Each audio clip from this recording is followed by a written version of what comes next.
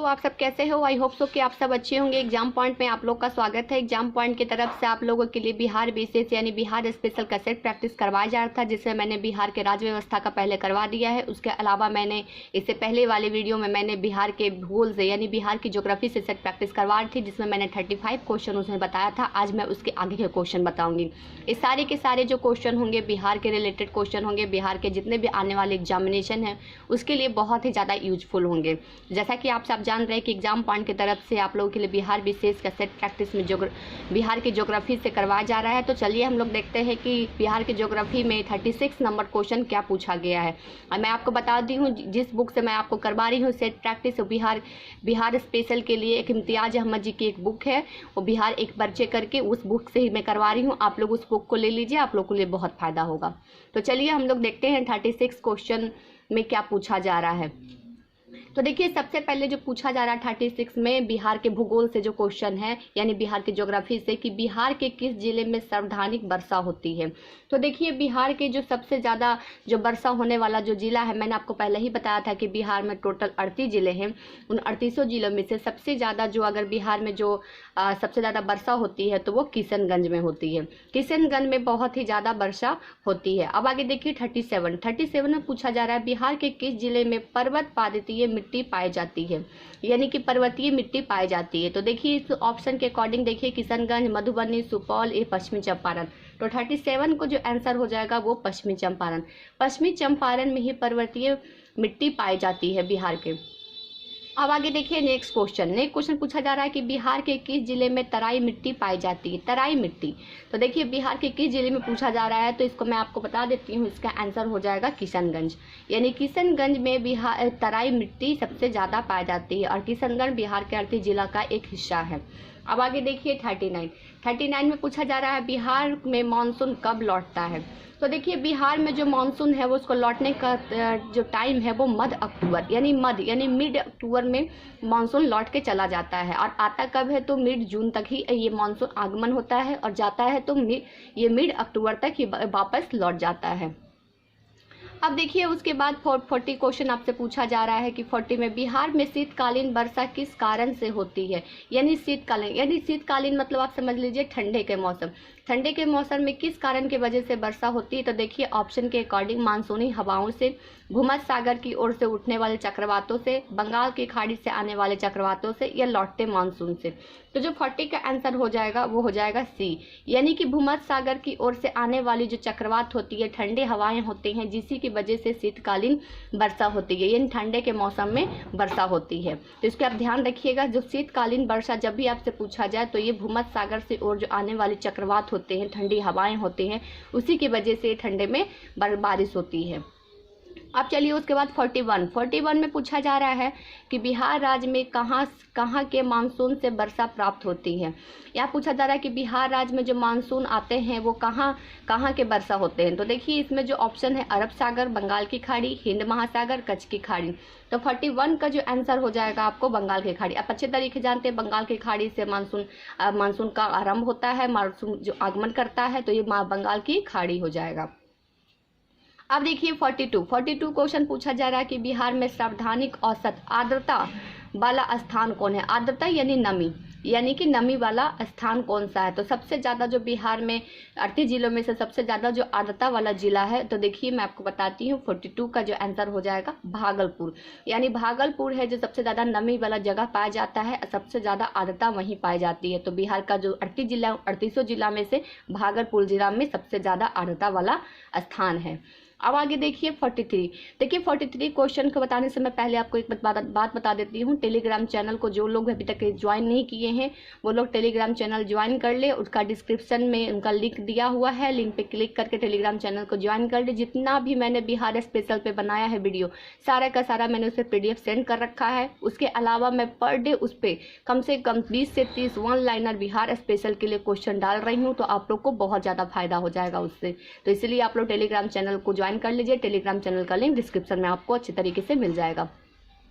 अब चलिए उसके बाद देखिए 43 में पूछा जा रहा है कि बिहार के किस भाग में जलोढ़ मिट्टी की प्राधान्यता है, यानी जलोढ़ मिट्टी सबसे ज़्यादा पाई जाती है। तो देखिए बिहार के किस भाग में, मैंने आपको कहा था कि जब बिहार के अगर मैप को देखिएगा तो बिहार के जो ऊपरी वाली भाग है वो हो जाएगा उत्तर बिहार, नीचे वाले भाग को दक्षिण बिहार कहा जाता है। तो उत्तर वाली भाग, तो देखिए इसमें पूछा जा रहा है कि जलोढ़ मिट्टी सबसे ज़्यादा प्रधानता के कहाँ पाया जाता है। तो ऑप्शन में देखिए कि लिखा हुआ है उत्तरी गंगा के उत्तरी मैदान, छोटा नागपुर का पठार, गंगा के दक्षिणी भाग और उपयुक्त में से कोई भी नहीं। तो देखिए इसका जो 43 का आंसर हो जाएगा ए, गंगा के उत्तरी मैदान। मैंने आपको बताया था कि गंगा नदी बीचों बीच से बहती है और ऊपर वाले भाग को उत्तरी मैदान, नीचे वाले भाग को दक्षिणी मैदान या फिर उत्तर बिहार और दक्षिण बिहार कहा जाता है। तो ऊपर वाले भाग में ही जलोढ़ मिट्टी की प्रधानता होती है। और ऊपर से जो नदियां आने वाली रहती है, हिमालय से निकलने वाली नदियां होती हैं, जो जिसमें कौन कौन सी नदियां होती है, जैसे गंडक हो गया, बूढ़ी गंडक हो गया, कोसी हो गया। और कोसी सबसे ज़्यादा जो आप अच्छे तरीके जानते हैं, बिहार को शोक नदी का जाना जाता है और मार्ग बदलने में बहुत माहिर होती है। बिहार में सबसे ज़्यादा जो बाढ़ का अगर कारण बनती है तो कोसी नदी बनती है। कोसी नदी ही मार्ग बदलने से ही हम बाढ़ का कारण बनता है। और कोसी की 7 धाराएं से सतकोसी भी कहा जाता है और नेपाल से निकलती है ये, तो इसको आप ध्यान रखिएगा। तो देखिए बिहार के किस भाग में जलोढ़ की प्रधानता है, तो गंगा के उत्तरी मैदान, यानी गंगा के ऊपर वाले भाग के, यानी बीचों बीच से गंगा जा रही है तो ऊपर वाले भाग में ये जलोढ़ मिट्टी की प्रधानता। अब देखिए ऊपर वाले भाग में कौन कौन से आ जाते हैं, कौन कौन से जिले हैं बिहार के, तो मैं आपको बता देती हूँ। देखिए ये गंगा नदी बीचों बीच से गुजर रही है। अब ये ऊपर वाली भाग में जो हो जाएगा पश्चिमी चंपारण, पूर्वी चंपारण, सीतामढ़ी, मधुबनी, सुपौल, अररिया, किशनगंज, इस सारे के सारे उत्तर बिहार के जिले हैं जो नेपाल से लगे हुए हैं। और ये जो हिमालय से जो निकलने वाली नदियां होती हैं उन्हीं में से एक कोसी नदी है और जिसका आगमन नेपाल से होता है। अब चलिए नेक्स्ट क्वेश्चन देखिए कि बिहार के जलवायु को किस नाम से पुकारते हैं, यानी कि बिहार का जो जलवायु है उसका एक इम्पॉर्टेंट नाम दिया हुआ है। तो देखिए 44 का जो आंसर हो जाएगा इसका, ये मानसूनी जलवायु कहा जाता है। क्या कहा जाता है? तो मानसूनी जलवायु कहा जाता है। अब मैंने आपको बताया था कि जब मानसून जब आता है तो मिड जून से आता है और मध्य अक्टूबर यानी मिड अक्टूबर तक चला जाता है। अब देखिए 45 में पूछा जा रहा है कि बिहार के जलवायु में कितने मौसम प्रचलित है, यानी कि बिहार की जो जलवायु है जिसे मानसूनी जलवायु कहा जाते हैं उसमें कितने मौसम को ऐड किया गया है। तो इसका जो सही आंसर हो जाएगा आपको बी हो जाएगा, यानी शीत, ग्रीष्म और वर्षा। शीत ठंडा का शीत देखिए, ग्रीष्म देखिए और वर्षा ऋतु, ये तीनों को ऐड किया गया है बिहार के जलवायु में। ऐसा तो आप जानते हैं कि हम लोग का जो मौसम है वो 5 तरह के होते हैं, लेकिन यहाँ देखिए 3 ही को ऐड किया गया है बिहार के जलवायु में। अब आगे देखिए उसके बाद नेक्स्ट, बिहार में सार्वधानिक औसत तापमान वाला जिला कौन है, यानी सार्वधानिक तापमान वाला सबसे ज़्यादा तापमान वाला जिला कौन है बिहार का। तो देखिए 46 का जो सही आंसर हो जाएगा सी, यानी कि भागलपुर हमेशा सबसे ऊपर में है, यानी उत्तरी बिहार के उत्तर भाग में आता है और इसमें तापमान सबसे ज़्यादा होता है। अब आगे देखिए नेक्स्ट पूछा जा रहा है कि बिहार में वांगर मिट्टी मिलती है। खादर और वांगर तो आप अच्छे तरीके से जानते हो। खादर मिट्टी किसे कहा जाता है, वांगर मिट्टी किसे कहा जाता है, आप मुझे कमेंट करके बताइए। क्या वांगर मिट्टी में न्यू सॉइल होता है, ये ओल्ड सॉइल होता है? इसको आप इस तरीके से लिखकर आप मुझे कमेंट करके जरूर बताइएगा। ये आज आप लोग के लिए एक छोटा सा होमवर्क है। तो देखिए बिहार के जो वांगर मिट्टी मिलती है, बिहार के जो वांगर मिट्टी कहाँ से मिलती है, तो 47 को जो सही आंसर हो जाएगा मैं आपको बता देती हूँ, ये हो जाएगा डी, यानी पूर्णिया, सहरसा, दरभंगा, मुजफ्फरपुर के क्षेत्र में ये वांगर मिट्टी मिलती है। कहाँ तो पूर्णिया, सहरसा, दरभंगा, मुजफ्फरपुर, यानी बिहार के 4 जिले में ये वांगर मिट्टी सबसे ज़्यादा मिलती है, इनकी प्रधानता सबसे ज़्यादा है।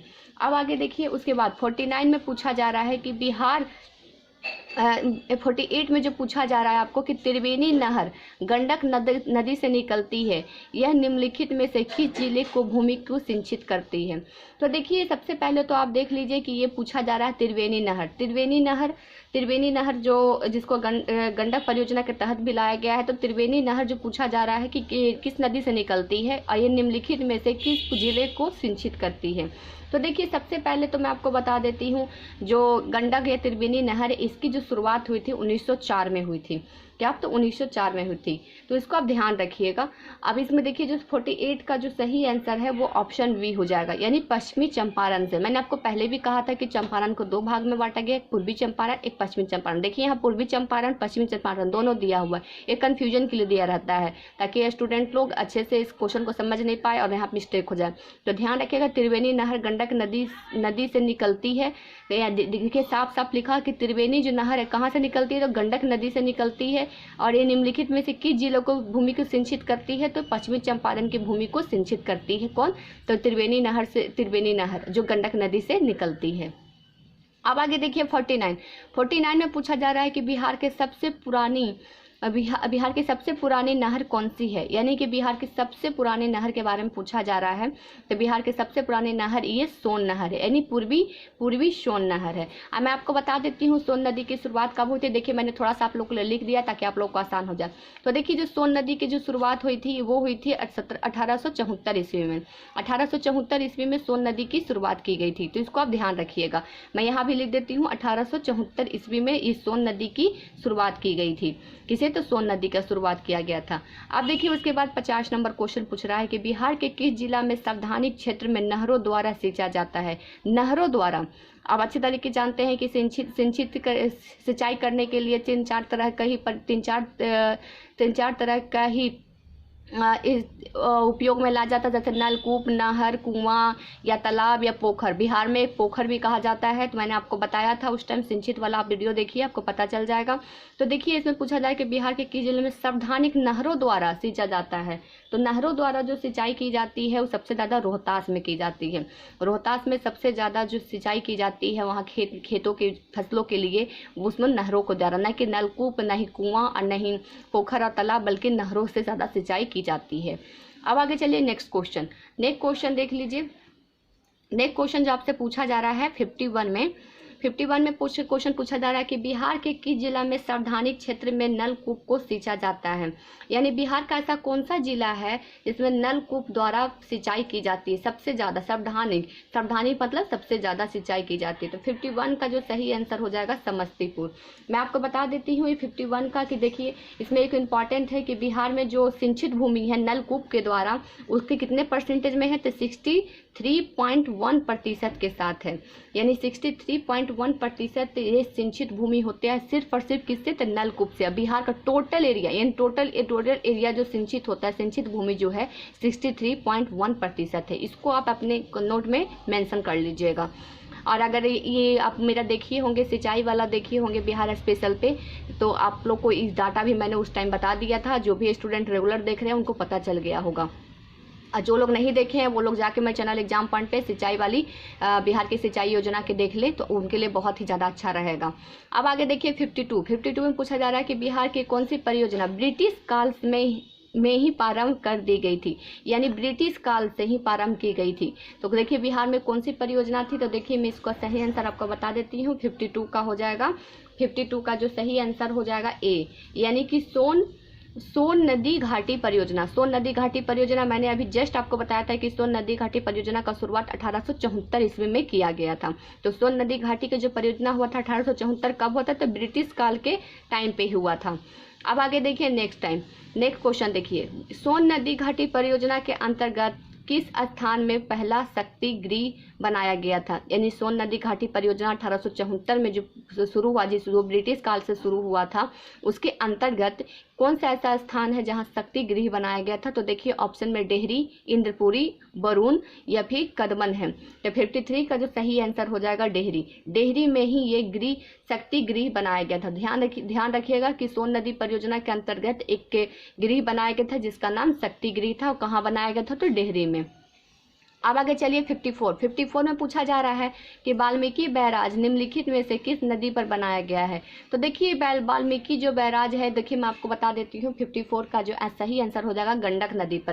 कोसी नदी पर हनुमान नगर बांध बनाया हुआ है, तो ये बिल्कुल भी नहीं हो जाएगा। ये गंडक नदी पर ही बनाया गया है। कौन सा, तो देखिए वाल्मीकि बैराज बनाया गया है। वाल्मीकि बैराज बैंड बांध बनाया गया है ये गंडक नदी पर, इसको आप ध्यान रखिएगा। और कोसी नदी पे जो बांध बनाया गया है वो हनुमान नगर बांध बनाया गया है।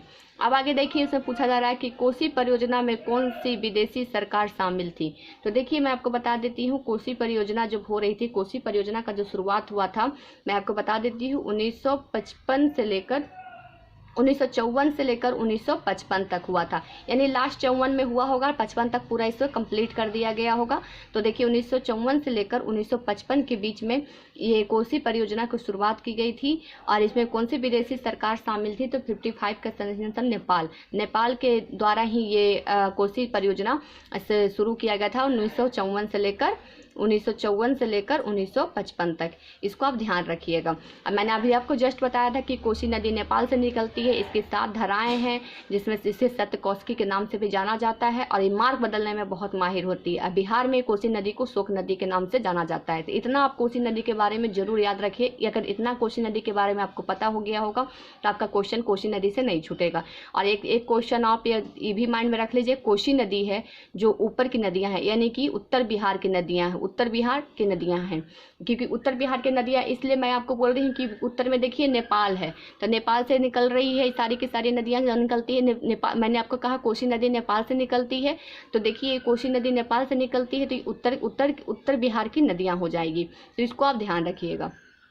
अब देखिए सब पूछा जा रहा है 56 के बागमती परियोजना बिहार के किस जिले में प्रारंभ की गई। बागमती परियोजना, तो ये जो बागमती परियोजना है बिहार के कौन से जिले से प्रारंभ की गई थी। सबसे पहले तो देखिए 56 का जो सही आंसर हो जाएगा बी, यानी सीतामढ़ी के जिले से बागमती परियोजना शुरू की गई थी। नेक्स्ट क्वेश्चन देख लीजिए। नेक्स्ट क्वेश्चन पूछा रहा है कि निम्नलिखित में से कौन सा सही सुमेलित है। देखिए 1-2 क्वेश्चन सुमेलित करने के लिए मिलान करने के लिए आपको आएंगे ही आएंगे एग्जामिनेशन में। तो देखिए यहाँ जो पूछा जा रहा है कि गंडक क्या बक्सर में है, गंगा दाऊद नगर से है, सोन हाजीपुर या फल्गु गया। तो देखिए इसमें जो सही आंसर है 57 का वो डी है, यानी कि फल्गु गया। देखिए क्यों, तो मैंने आपको बताया था कि फल्गु नदी निरंजना नदी, पहले निरंजना नदी बोला जाता था, उसी नदी के तट पे गौतम बुद्ध का जो ज्ञान की प्राप्ति हुई थी पीपल ब्रिज, और कहाँ है तो गया में ही स्थित है। तो ये सही है, बाकी सारे के सारे कूट गलत है। आप मुझे ये सारे के सारे कूट करके सही करके आप मुझे बताइएगा कि गंडक जो है वो बिहार के किस जिले से है, गंगा बिहार के किस जिले से है, सोन बिहार के किस जिले से है। तो इसको आप मुझे तीनों का आप अच्छे तरीके से उसके सामने जिला का नाम लिखकर आप मुझे कमेंट में जरूर बताइएगा।